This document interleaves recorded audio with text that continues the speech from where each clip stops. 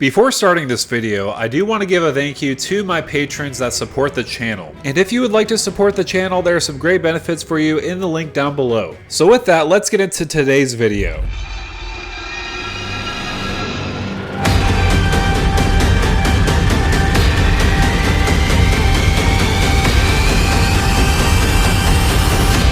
Hey, what's going on YouTube? This is Devin coming back at you with another video today on PubStomp MTG. So I'm continuing upgrading some of the pre-constructed decks for the new Lost Caverns of Ixalan, and this one is very enticing for me, and that's the Blood Rites deck. So what makes this very unique is the fact that you, of course, are in the vampire theme. I mean, that's not really too unique by itself because vampires are a very popular tribe, and of course it is October, so that's a very exciting time to talk about vampires, but what really makes this enticing for me is the fact that you could sacrifice your vampires to make them into vampire demons. That is a pretty cool typing just to see vampire demons. I mean, I feel like vampires are already demons in like applications of like fantasy in general, but having them turn into demons is absolutely wicked. So first of all, I do want to talk about the two front-facing commanders of the deck. So the first one that is on the box is Cavalindo, First of the Blessed. Hopefully I pronounced that correctly.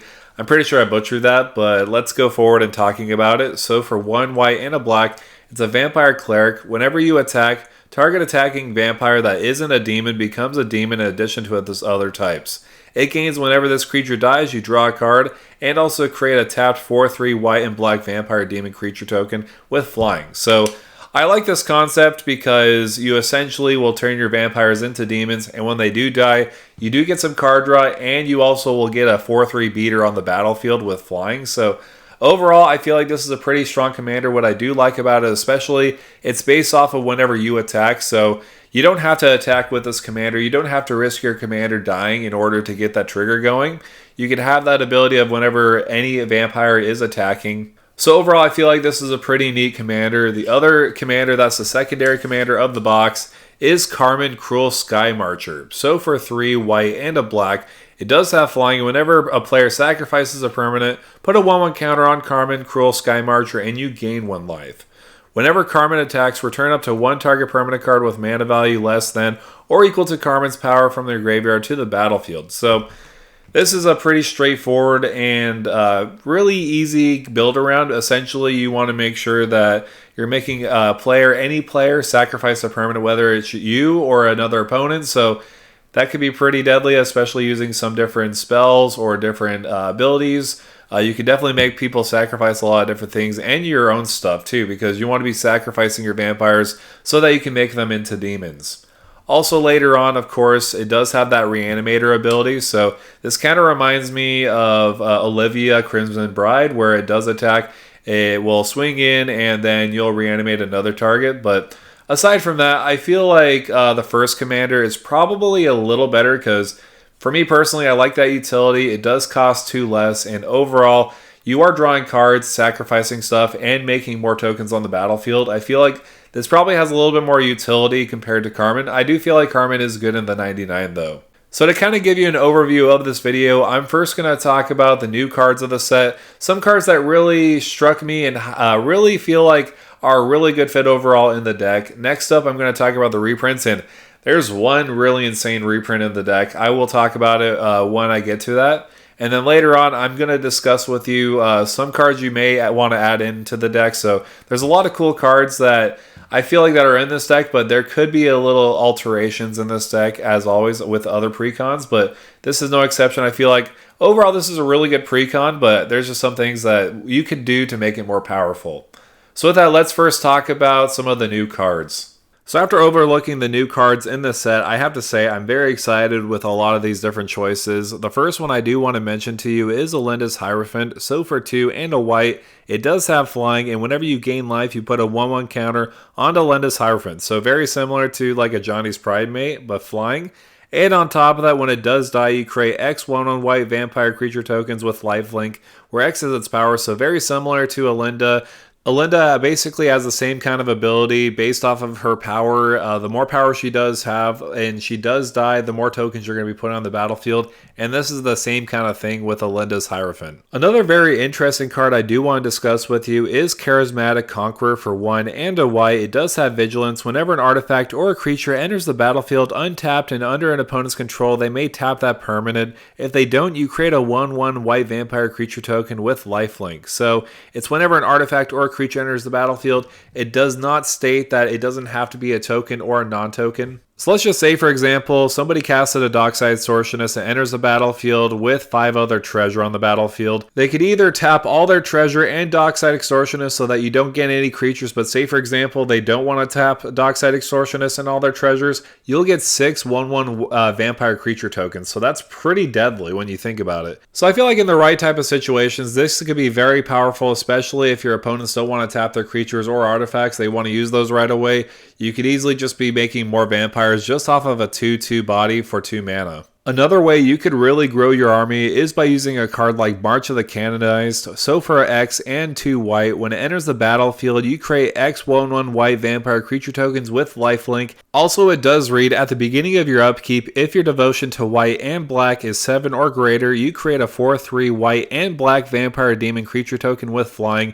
And so I feel like this is very neat because it is an enchantment. You're already going to have that 2 devotion based off of March of the Canonized. I will say it's also very cool to see devotion outside of just Theros. Having that devotion to the demons basically is very interesting, and I like that concept with the vampires. Another very interesting card I do want to talk about with you guys is Master of Dark Rites. So for 1 black mana, you could tap her to sacrifice another creature, add triple black, spend this mana only to cast a vampire, cleric, or demon spells. So this is very neat because of course you want to be sacrificing your vampires so that you can put demons on the battlefield. This is another way you can do so, and on top of that you could add 3 black mana, so this kind of acts like a demonic tutor on a stick when you keep sacrificing creatures. Of course that's only going to go to vampires, clerics, or demons, but again, there's a lot of vampires and demons in this deck, so this is a very good choice overall. Speaking of sacrificing your own creatures, I thought this one was very interesting to point out, and that's Dusk Legion Sergeant. So for 1 and a black, it does have Menace, but most importantly,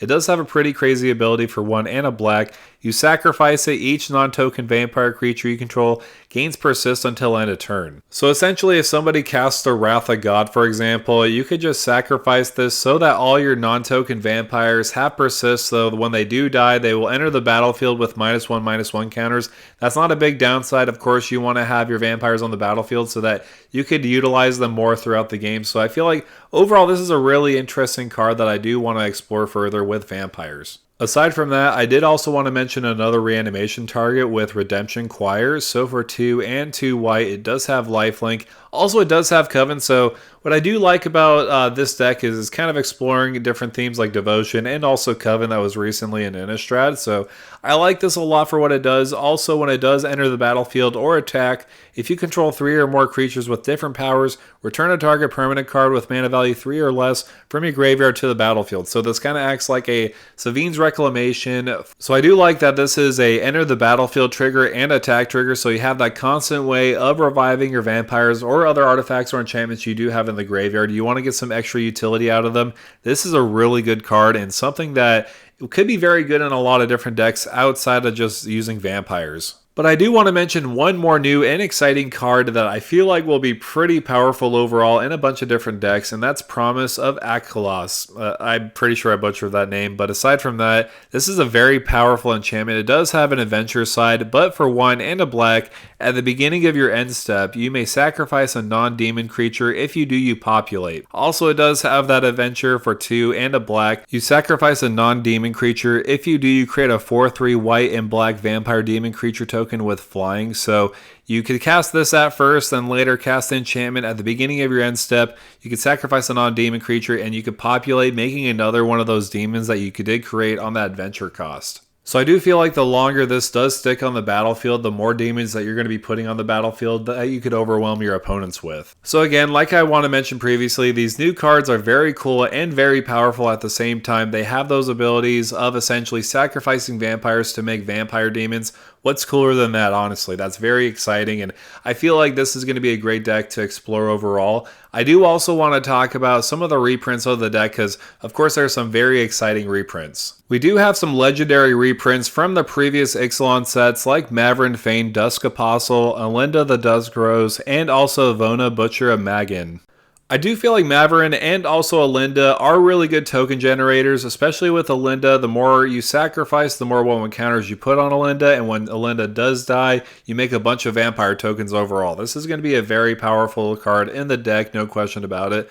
Aside from that, Vona is pretty interesting. It does have Vigilance and Lifelink and a 4/4 body. You could pay 7 life to destroy a target non-land permanent, activate only during your turn. It does have Vigilance and Lifelink, so you could essentially swing in for 4 damage, you'll gain 4 life, and then you can essentially tap it to pay 7 life, so really you're only losing 3 life if you do swing with it. We do also have some other vampires from Ixalan like Champion of Dusk and Twilight Prophet. Champion of Dusk is pretty powerful as a card draw outlet. We are going to gain a lot of life in the deck, so that life loss is not going to be a big deal, but we're going to draw a lot of cards off of its ETB. Also with the Twilight Prophet, it's going to be very easy to get the City's Blessing because we're going to overwhelm our opponents with a bunch of vampires on the battlefield. Having 10 or more permanents is not a big issue, but she does have a pretty good at the beginning of your upkeep trigger. You could reveal the top card of your library and put it into your hand. Each opponent will lose X life and you gain X life, where X is that card's mana value. So overall, as card advantage pieces, I feel like these are a great fit for the deck. Another notable reprint I did want to discuss with you, because we are sacrificing a lot of vampires, we can make our opponents sacrifice their stuff too with Butcher and Malakir. So for 5 and 2 black, whenever Butcher, Malakir, or another creature you control dies, each opponent will sacrifice a creature, so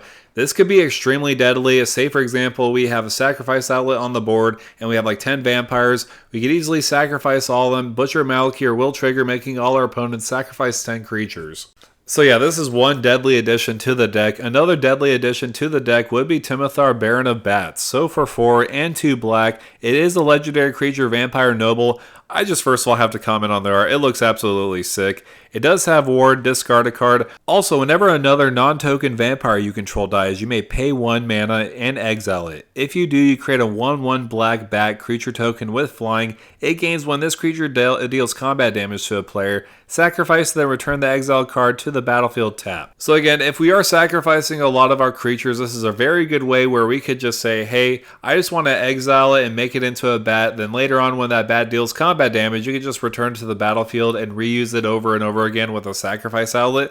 Timothar is a really interesting card in the deck that I do like, and it has a lot of utility. One other notable reprint I do want to discuss with you is Bloodghast. I feel like this could be very powerful in this deck, especially because we of course are going into a little bit of aristocrats theme. We want to sacrifice our vampires to make vampire demons. But what really makes this notable is that landfall ability Bloodghast does have. Whenever a land enters the battlefield under your control, you may return Bloodghast from your graveyard to the battlefield. I will say this is an incredible ability, especially in this deck when we want to be sacrificing vampires to make demons. This is one way we could do so. And on top of that, if we do put a land on the battlefield, we could just put Bloodghast right onto the battlefield. We could sacrifice it later and then repeat the process as many times as we'd like, as long as we could put lands on the battlefield to repeat the process. So I do feel like this is going to be one of the best cards you could have in the deck as far as play-wise, but the best card I feel like you could utilize the most, and that's a great reprint, is Exquisite Blood. So for 4 and a black, whenever opponent loses life, you gain that much life. That might not seem like a lot, but trust me, this is a combo enabler. I will discuss the combo later on into the video, but essentially, whenever an opponent loses life, whether another opponent swings into that opponent loses life, you're just going to be gaining all that life. This is going to be a very powerful effect that we could abuse. Plus, this card is around a $30 reprint, so that's a very good reprint target in this deck. The best reprint I've seen in a while in most decks. So overall, I feel like this had a really good reprint cycle, especially in this deck. However, I do want to add some different cards in the deck just to kind of buff it up a little bit more to make the game plan just a little bit smoother. So the first one I do want to mention is Forerunner of the Legion for 2 and a white. It essentially acts as a tutor for your vampires, and on top of that, whenever another vampire enters the battlefield under your control,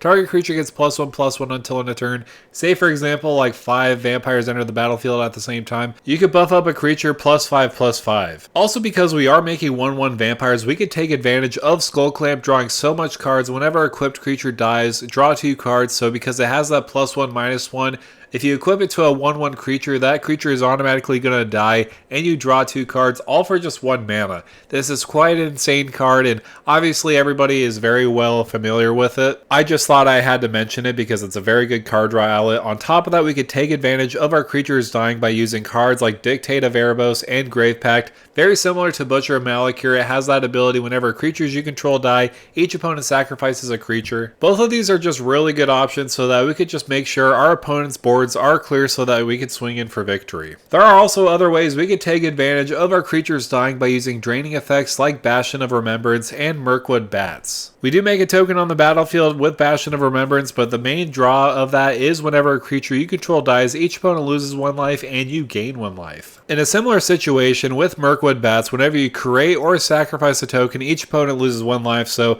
say for example, we make a vampire token on the battlefield, we'll drain each opponent, we sacrifice that vampire token, we'll drain our opponent again, and further on, if we make a demon token off of that vampire token dying, we could drain our opponent even further, draining our opponents for 3 total life, all in that process. So yeah, seriously, Mirkwood Bats is going to be quite insane in the deck. Also, bats and vampires do mix well with each other, so this is a good option in the deck. Speaking of draining our opponents, because we do have the reprint of Exquisite Blood in our deck, we could use an infinite combo in the deck by using cards like Veto, Thorn of the Duskrose, and Sanguine Bond. Veto and also Sanguine Bond essentially kind of read the same thing. Whenever you gain life, target opponent loses that much life. And because Exquisite Blood states whenever an opponent loses life, you gain that much life. So say for example, you deal damage to an opponent, you'll gain that life, and then because you gain that life, you'll make your opponents lose life, and it kind of goes back and forth in a ricochet pattern to drain your opponents out for the victory. So yeah, there's a way to win the game by using these 2 card combos. However, that's going to do it for me, guys. Thank you guys so much for coming by and watching this upgrade video for the Blood Rites deck. I feel like this could be a very powerful deck in the right type of situation, especially with some of the upgrades you may want to choose for the deck. But I do want to hear from you. What are your thoughts and opinions about this deck? I do feel like the reprints are pretty powerful and the new cards are no joke. Aside from that, if you could do me a favor, make sure to like, share, and subscribe to this channel. It really helps support the channel as I go along to try to get 10,000 followers by the end of the year. So if you can, hit that subscribe button. So with that out of the way, thank you for stomping by.